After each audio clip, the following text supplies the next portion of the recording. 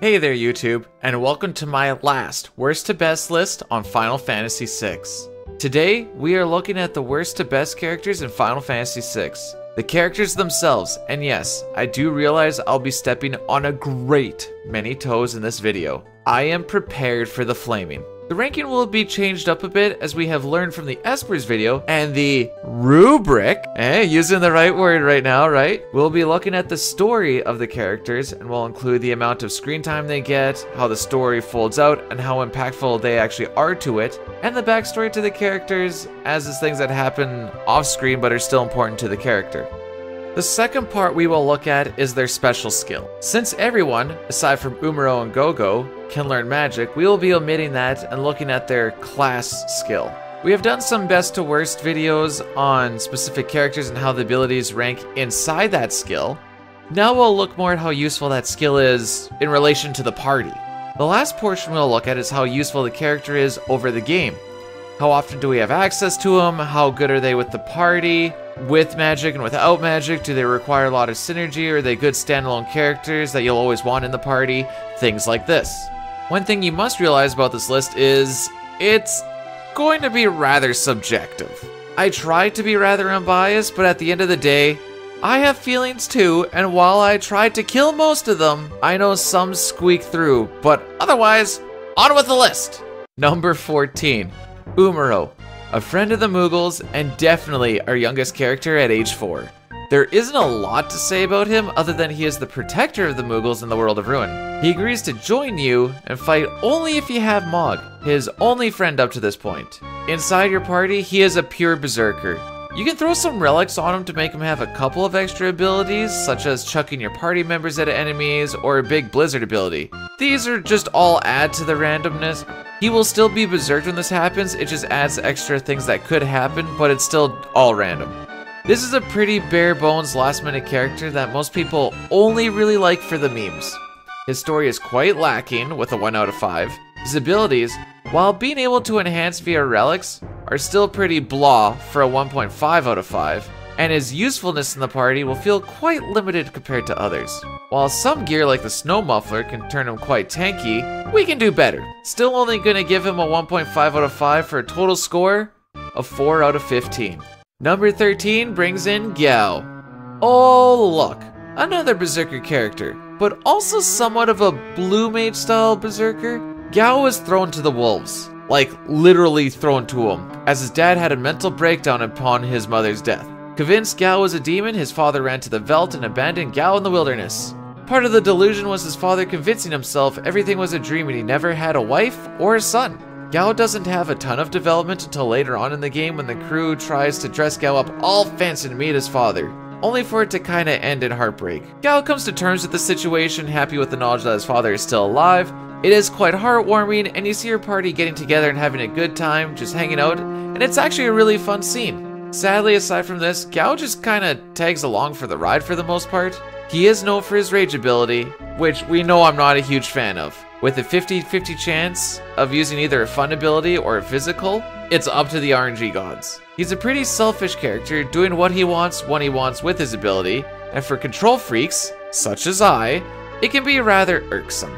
His usefulness in the party isn't terrible, as he can be decent in challenge runs and the like, but for the average casual gamer, I feel like while he could be worse, he also could be so much better. His beginning stats are actually quite good, but that only gets translated into abilities that you hope he uses. The story overall doesn't feel like it's much higher than a 2 out of 5. His skills I feel aren't worth much more than a 2 out of 5, and his overall usefulness I wouldn't rate much higher than a 2 out of 5 for a total of 6 out of 15.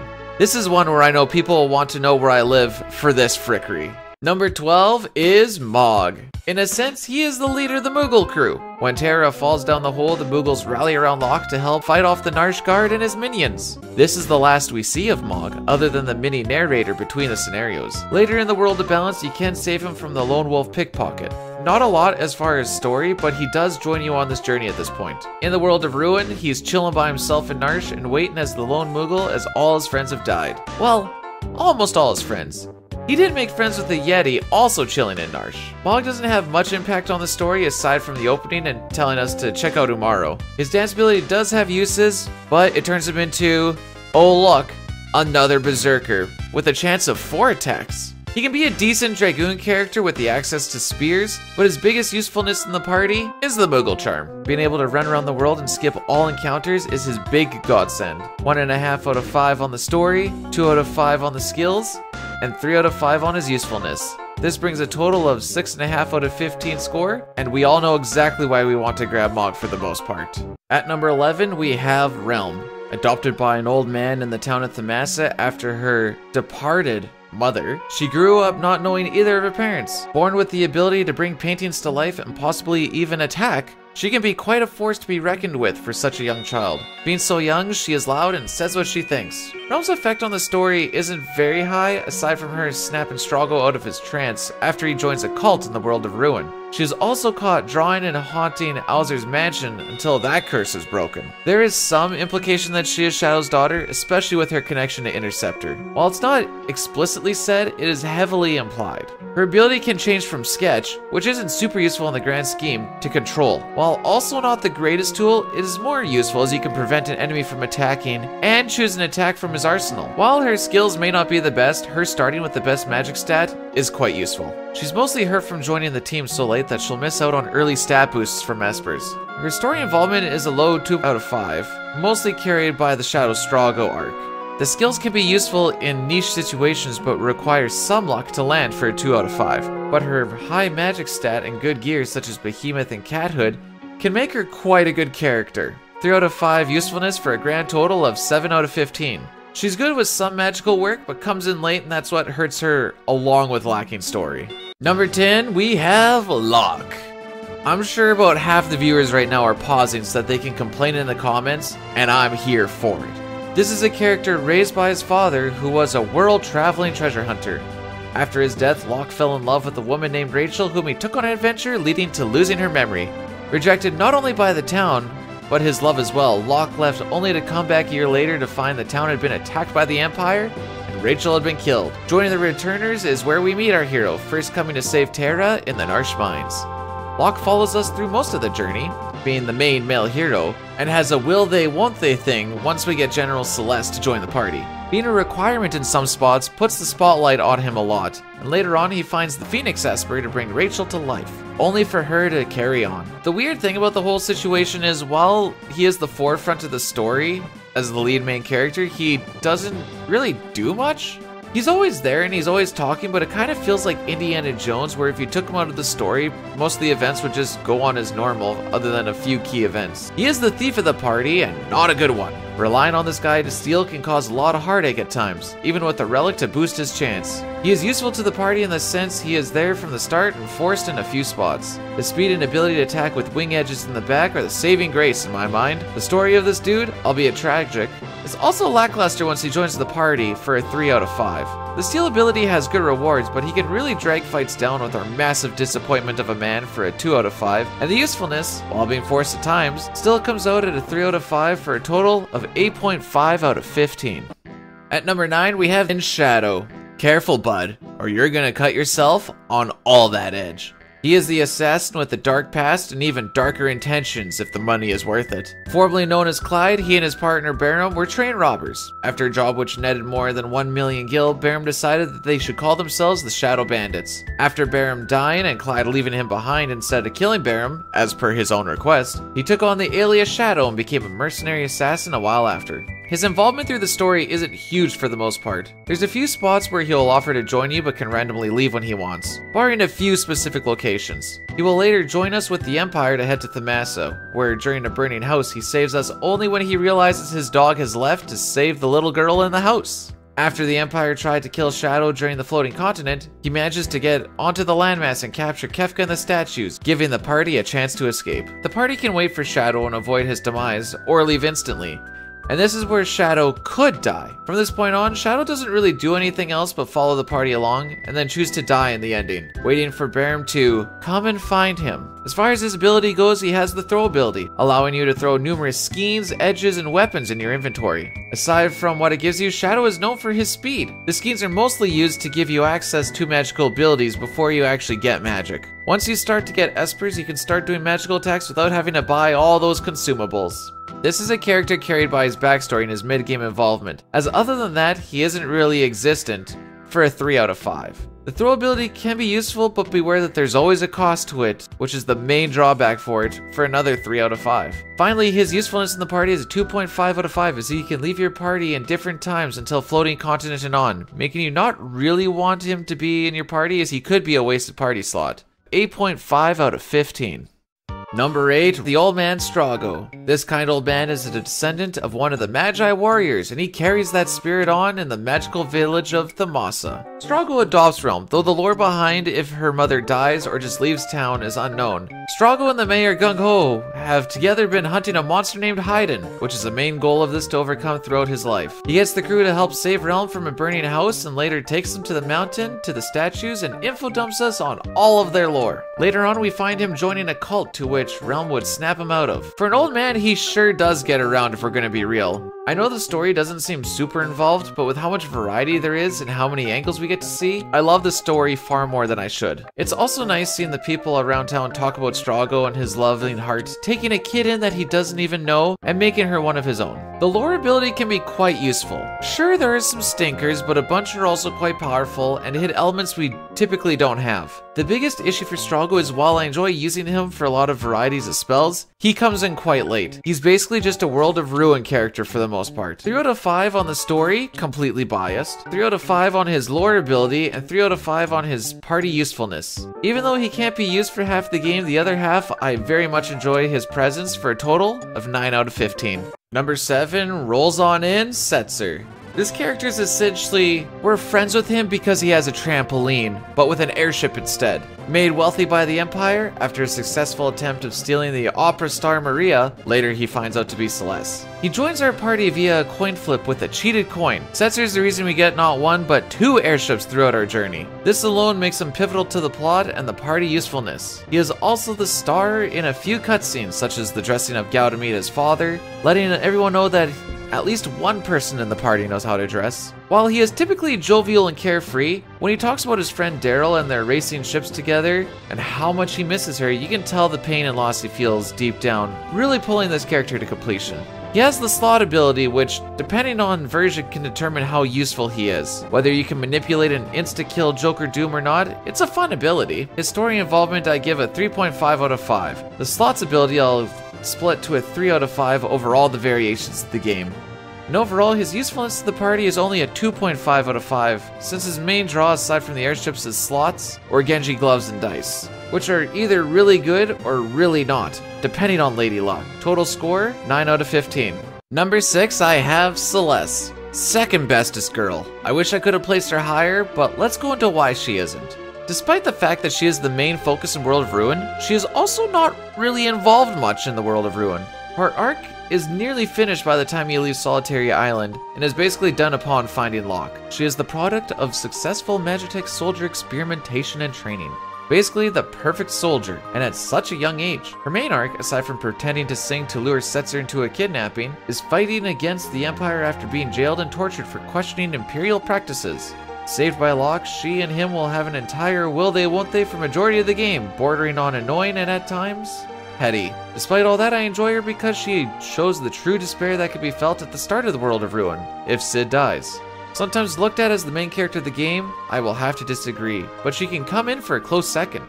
Her ability isn't the greatest, but she can help in situations. It's not something you lean on but can bail you out of a sticky situation. And this is Runic, which will absorb most magical abilities, although some are not runicable. This will negate any damage and heal her MP. Not incredibly influential, but again can negate incoming damage quite nicely. She's a strong magic user and you're required to use her in the World of Balance in some spots, and she is the main protagonist the game wants you to use for the World of Ruin. Or at least to start. She learns magic naturally, granted not all of it. This can help in some challenge runs if you want to call that part of her ability as well, but is quickly negated if you're doing a standard run. Her story is still going to be a 4 out of 5 due to being a forced protagonist, even if some of it is a weak teenager love story bit. 1.5 out of 5 for the runic ability, since magic is a thing that everyone will learn, and finally 4 out of 5 for party usefulness, as magic is just a really useful tool and she can learn some along the way without espers, and is an avid magic user. user. Overall, 9.5 out of 15. Number 5, we have slashing in Cyan. If you're looking for tormented souls, look no further. Our mustache man here knows only pain for when we get to see him.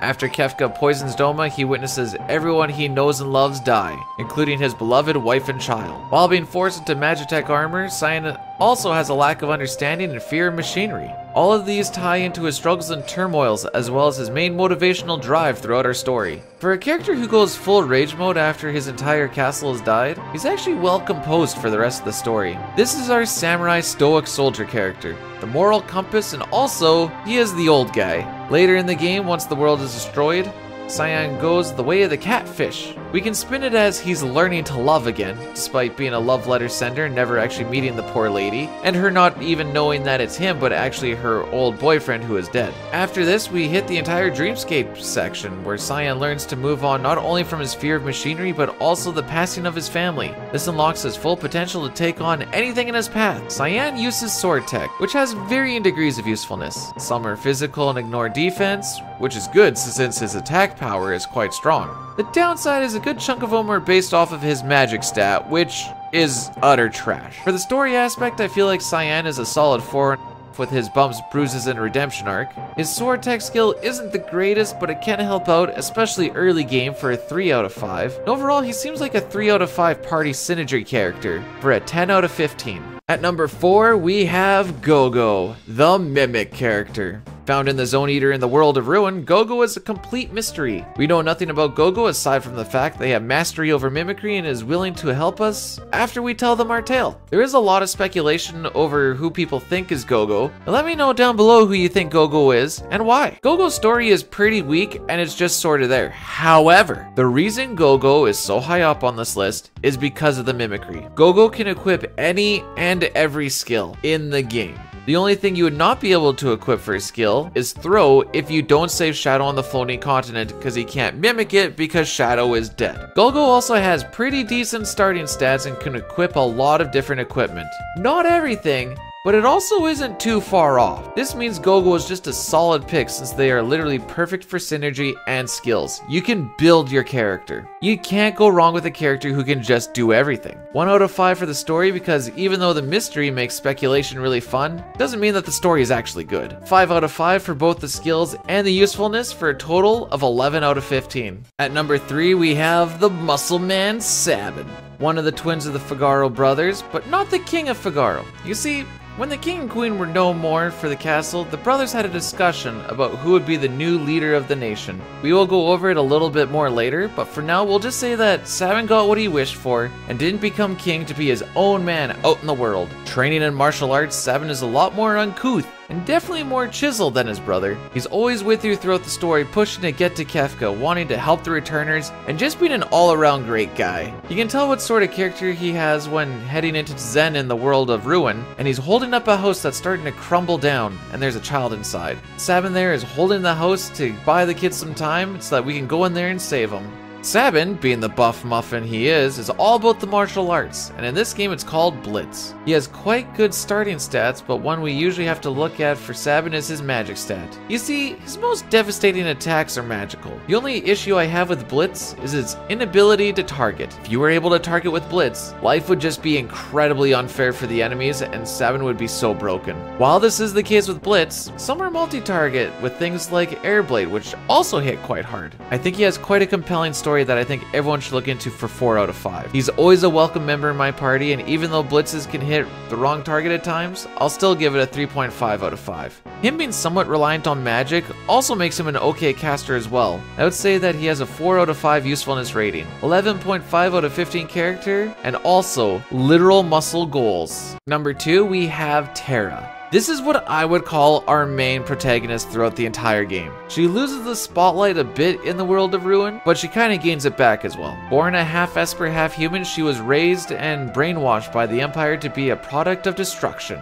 After breaking free of the mind control, Terra's arc is all about self-worth, learning to love, and who to love. I find it's a really compelling story that will tug at your heartstrings and make you think and reflect about yourself. It's not the standard romantical love that this story is talking about. She's looking for that sense of family. For those those to depend on and put their everything into you and you into them. You can see her become more of an independent character and think for herself throughout the game after her whole life being told what to do. She is my favorite character and I wish I could put her on the top. However, let's go over why she isn't. She starts off with the magic ability before we touch any espers and can learn magic naturally. Only specific spells she'll learn, but she is a natural magic user. Her other ability is the Morph ability, to turn her into her Esper self. It doubles her magic power and halves incoming damage. You can only use this ability once you have gained a certain amount of magic points from fights, however. The more you have, the longer it will last, but it also does have a cap, so you can't use it forever. It is great for boss fights though. I feel her story is a 5 out of 5, but her abilities drop to a 2.5 out of 5 as they are either niche,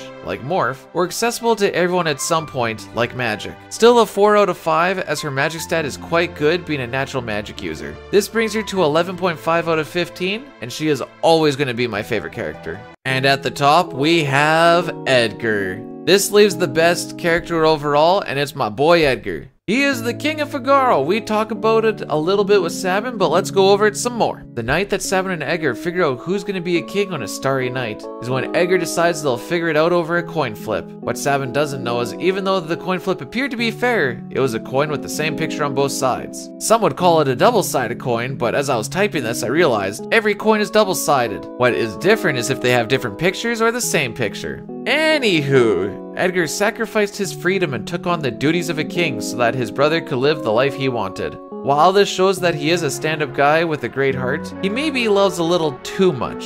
You see, Edgar loves women. A lot. Like, a lot. This can get him into trouble or possibly almost in jail in one circumstance. He appears to be in cahoots with the Empire, but it's all a farce as he actually has ties with the Returners and is leaking information to them. As a mechanical engineering genius, this brings us to Edgar's ability of tools.